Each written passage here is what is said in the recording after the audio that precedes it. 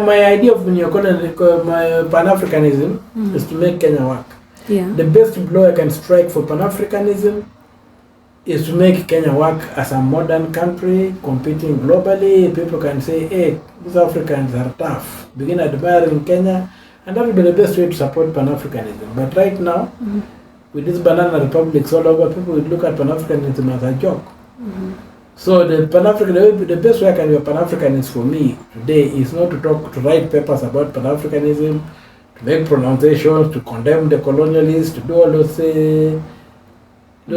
self-serving things. I would like to see work down and see that Kenya is run like a modern country. It is prosperous, it's creating new wealth, and things are moving on.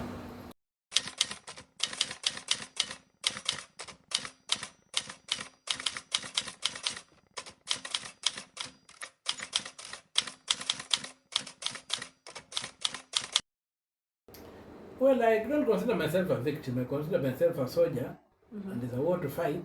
And for as long as there's breath in my nostrils, I'll go ahead and fight that war. What keeps you going? Yeah, my conviction that this country can be managed better. My conviction that Kenya is a republic with a constitution, a constitutional republic, a constitutional democracy, that the rule of law and constitutionalism must be a primary factor. So I'd like to see people get down to obey the constitution, get down to do right, so that we the people of Kenya can achieve the promise of this republic, which is immense. Yeah, I would like to say I was born into a third world, but I would like to die in Kenya in the first world without leaving Kenya. Is there hope? Big hope. Kenyans are resilient, Kenyans are hardworking, Kenyans are focused, and I can even see tribalism is dying. So I'm seeing a generation which can achieve very, very high heights and be able to give us the promise of our constitution. Where did we go wrong? Where did we miss it? At independence, Yes. we allowed the home guard to take over. So, and I think we are able to blame Jaramogi for not having taken power and maybe set the standards. Yeah, that's what hit us, because we allowed somebody who was basically functionally not a Kenyan and functionally a thief to take power and do things that benefited himself and his family and not the country. He could not qualify as a founding father. Yeah, he was maybe a founding MAGA. So the founding MAGA, he founded the MAGI that we see today. If he had taken a different route of accountability, whatever, I don't think we'd be where we are today in terms of the struggles we are going through. We would be in a much better country, and maybe even a Switzerland of Africa. So we blame the forefathers. Yes, I know we can't blame them. They did their part and went. Now we have just to blame ourselves. They are gone. The country is in our hands. Yes. We are making decisions today. So you can't blame the past. You can't blame yesterday. We have today to deal with, and so whoever is here today is the one to blame and the one to clean up the mess. Why is it so hard for... Because I've had conversations with some of these leaders, and they know what is supposed to be done. They know we need to tackle the issue of education, the issue of, healthcare.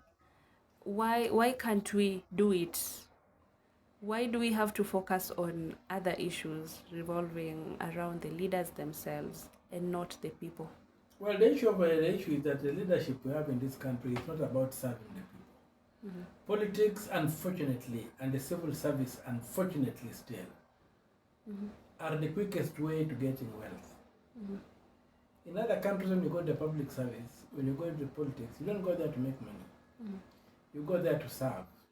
If you want to make money, you got to open a kiosk, you sell mandas. You make profit, you buy unga at 10 shillings, you make profit of 10 shillings, you get 20 shillings in return, and that way you grow rich.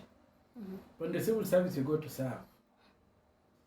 And you're basically paid a living wage. Or as a politician, you're earning public money, should be not be going there to get rich. But now, when politics in Kenya has become the means by which people get rich, what happened? It becomes a matter of war and death for people to become politicians. And so that has distorted the entire purpose of politics. Politics is supposed to serve, not to oppress, exploit. No. So what can we do as a people now who understand all this? How can we change this We narrative? implement the constitution. We have a constitution that needs implementing. We get our voters' cards. We vote by a regime or a government which can implement the constitution, and that will be it. Get the constitution implemented 100%. The way it is. No amendment. No change. Then we shall be out of the woods.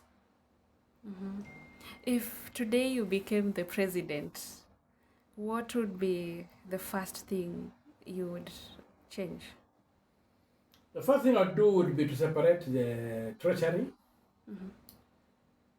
from the Ministry of Finance, so that money can be locked away, public money can be locked away from politicians, and the power to spend them be given to Parliament through the budget. Parliament makes a budget, and the control of the budget, which the regulator allows the expenditure. That's the first thing I'll do. The other thing I'll try to endeavor to say that government obeys all the court orders that have been given.